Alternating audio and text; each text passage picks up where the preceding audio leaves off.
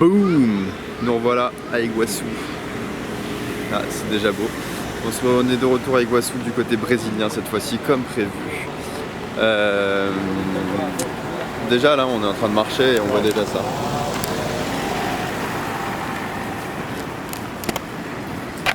Donc ça a déjà l'air plutôt sympa. Apparemment, le côté brésilien est quand même moins impressionnant que le côté argentin, mais c'est quand même stylé. Ouais, si, c'est quand même stylé. Allez, c'est parti. Let's go.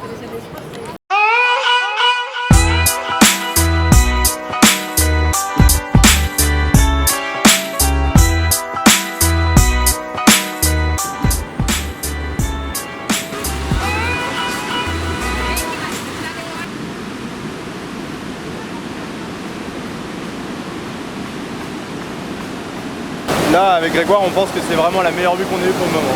C'est vraiment incroyable.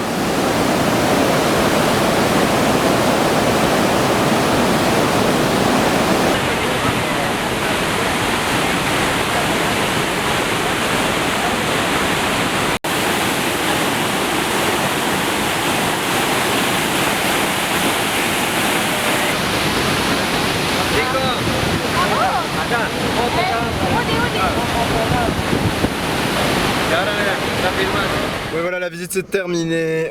Donc là, l'objectif de la journée, donc je pense qu'on va s'arrêter à Ciudad del Este. On va tracer tout simplement vers la Bolivie. On sait pas combien de temps ça va mettre, mais l'objectif c'est Bolivie. On s'arrêtera pas tant qu'on n'y est pas. Il fait une chaleur. Franchement, c'est chiant. Il fait 40 degrés. Là. Je transpire. Même assis sans rien faire, je transpire beaucoup. C'est assez ouf. Bon, allez, on est parti et on se voit tout à l'heure.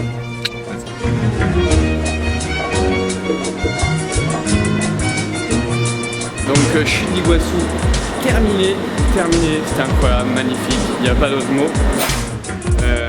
Et là on change notre huile, on a besoin de changer l'huile et réparer l'ampoule qui marche pas ou le mauvais contact parce qu'on va encore se faire emmerder par les flics. Et après on va sur la DLST essayer de trouver des vêtements techniques et manger un petit McDo avec l'argent qu'on a trouvé. Donc voilà.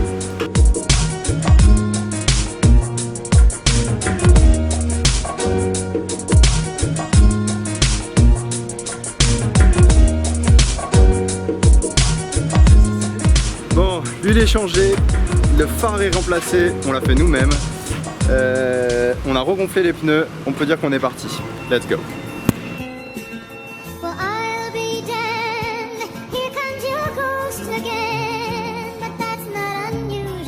Ici, mettre la radio sur les motos. Bon, et là on vient de se faire arrêter encore pour un contrôle de police. Le policier, et c'est con parce que j'ai pas filmé, je pouvais pas sortir la caméra pendant qu'il était là, mais le policier était complètement bourré, mais complètement fait. Il nous parlait, on comprenait rien, il parlait à 2 à l'heure, il disait Es más lindo el combe. Ça veut dire il est en bon état, on dit ouais il est en bon état. Ouais. Il a demandé les papiers du véhicule, il les a même pas regardés, il a failli se barrer avec, enfin bref, complètement fait. Et quand il s'est barré, il marchait pas droit. C'était assez marrant. Wow. On est en fait, il vient de nous arriver à une petite galère. On était dans une montée et Grégoire à un moment me dit on n'a plus de gaz évidemment. Moi je le regarde en disant vas-y avance, arrête de faire des blagues, c'est pas drôle. Et en fait si on avait vraiment plus de gaz, la pédale de gaz ne marchait plus. Donc du coup nous avec nos connaissances en mécanique évidemment bon, on s'arrête et on va voir les gens pour leur demander s'ils ont plus de connaissances que nous. Personne, donc du coup on décide de faire une marche arrière un peu audacieuse on va dire et puis on se met dans un petit renfoncement et en fait on se retrouve chez des gens sans faire exprès qui au moment où on se gare arrivent chez eux et du coup on leur demande de l'aide et là le monsieur qui s'arrête avait un combi et donc du coup a pu réparer notre combi. On a eu de la chance sur ce coup là, il faut savoir que c'était juste un fil électrique qui était débranché mais on n'avait pas été capable de trouver ça donc il faut vraiment qu'on se mette à la mécanique. Donc le problème premier a été résolu, on a un deuxième problème mécanique et le moteur fait un drôle de bruit et on n'ose pas trop partir en Bolivie avec ce problème, on aimerait le réparer avant. Donc demain on va essayer de trouver un garagiste sauf qu'on est dimanche demain, donc ça va pas être évident. Bon voilà, donc avec Grégoire on sait pas trop si on aime cette voiture ou pas. Elle nous fait quand même beaucoup de galères. Mais bon, ce qui me rassure c'est que j'ai bien regardé. Tu bouffes mes biscottes. Non, c'est vrai, ils ont 2 jours. Ce qui me rassure c'est que j'ai regardé sur une carte et l'équateur c'est en haut et le Chili c'est en bas, donc ça va faire que descendre.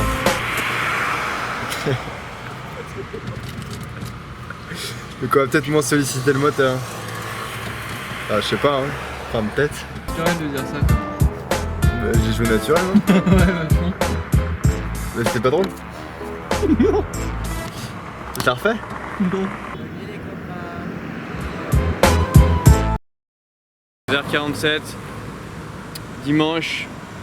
Donc on est retourné à Asunción parce qu'on a un problème avec, devinez quoi, l'alternateur, encore une fois. Donc voilà, ils ont pas très bien fait leur boulot et c'est un peu chiant. Et du coup demain on doit retourner, enfin ouais, demain on retourne chez le mécanicien à Asunción pour en trouver un qui puisse faire ce qu'il y a à faire au niveau du moteur et espérer repartir le soir même, direction la Bolivie. Donc voilà, donc là aujourd'hui c'est une journée, off.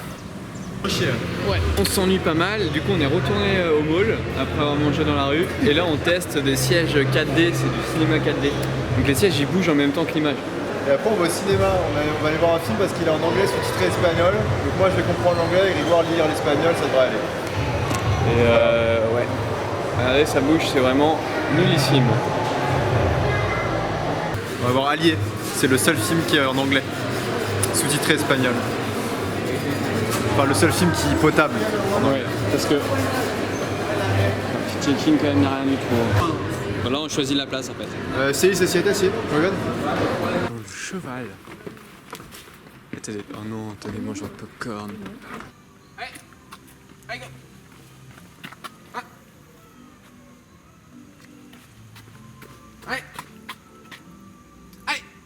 Vous allez bien, on passe entre les barreaux, on revient ici.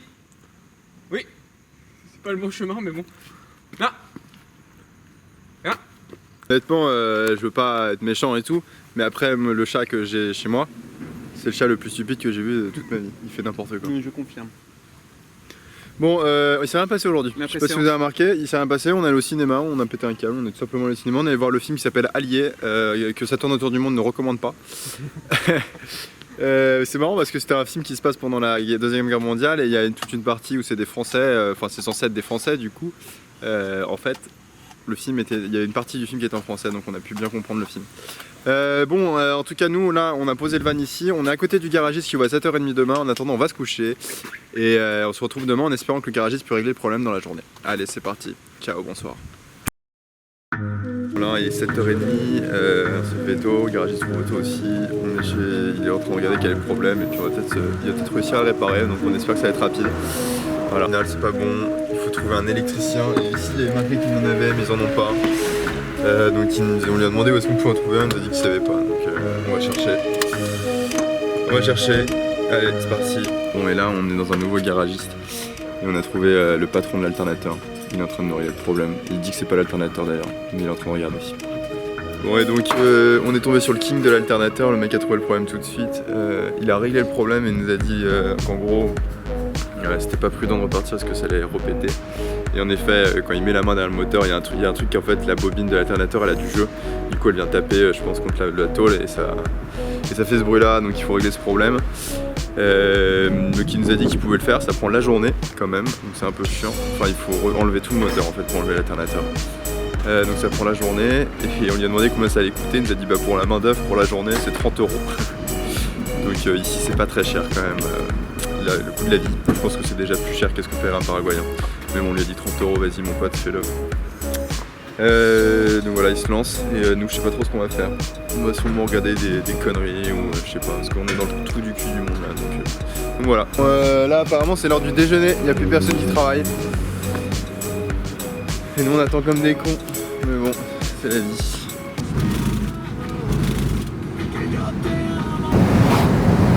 Bon ça y est comme vous pouvez le voir on est reparti. Grégoire monte le vlog. Moi je conduis. Donc là on a pas mal de bornes quand même, on va rouler le plus possible et puis ce soir on se posera pour dormir et puis on repartira le lendemain. Là il y a environ 2000 km jusqu'à Bolivie. C'est parti. On est à 200 km d'Asunción et comme par hasard on est tombé en panne. Et ça devient un peu moins drôle quand même parce que là le moteur a quand même pris feu. Donc quand même, enfin les fils électriques ont cramé. On a quand même sorti l'extincteur qui est là au cas où. Et c'est tout con, c'est le même problème que la dernière fois, c'est un fil électrique sur le démarreur et le gars l'a rebranché sur un autre fil électrique, ce qui a créé un court-circuit en fait, et du coup ça a cramé. Et c'est chiant parce que c'est une petite connerie quoi. Mais on le sentait bien depuis quelques kilomètres, la voiture avançait par intermittence quoi, c'était vraiment bizarre, comme si elle freinait toute seule. Donc là Adrien est parti voir l'électromécanico, enfin le mécanicien. Et j'espère qu'on va pouvoir partir rapidement comme d'habitude. Voilà, ayuda a las francesas. Bon et donc voilà, on s'est mis à la station service. Comme le dit Grégoire, un garagiste, chaque fois que ça fait quelque chose, ça recasse quelque chose derrière. Du moins en tout cas, ici ça s'est toujours révélé vrai. À chaque fois qu'on allait voir un garagiste, on a eu un problème par la suite, très rapidement après, dû à sa manœuvre. Donc c'est un peu relou parce que finalement le combi il va bien, franchement il marche bien et tout, c'est juste qu'à chaque fois qu'on va voir un garagiste il fait un truc pas bien. Quand il remonte le moteur il y a un truc qui fait pas bien et du coup bah, là le moteur a pris feu à cause des câbles électriques. Le mec il avait repenché un truc électrique mal et du coup ça a pris feu. La dernière fois l'alternateur a été mal remis alors qu'on l'avait changé. Voilà, à chaque fois le garagiste fait mal des choses. Donc on aimerait bien avoir un bon garagiste. Là le garagiste qu'on a on sait pas s'il est bien parce que il a l'air sympa, il a l'air de bien faire les choses, mais on n'en sait rien quoi. Enfin, c'est même pas. Son garage, c'est même pas un garage quoi. C'est une petite maisonnette en bois. C'est un mec de la ville qui se débrouille mieux que les autres quoi. Donc on verra si ça le fait. On verra si ça le fait. Il y a beaucoup de moustiques. Là on va aller choper du wifi. Et puis voilà.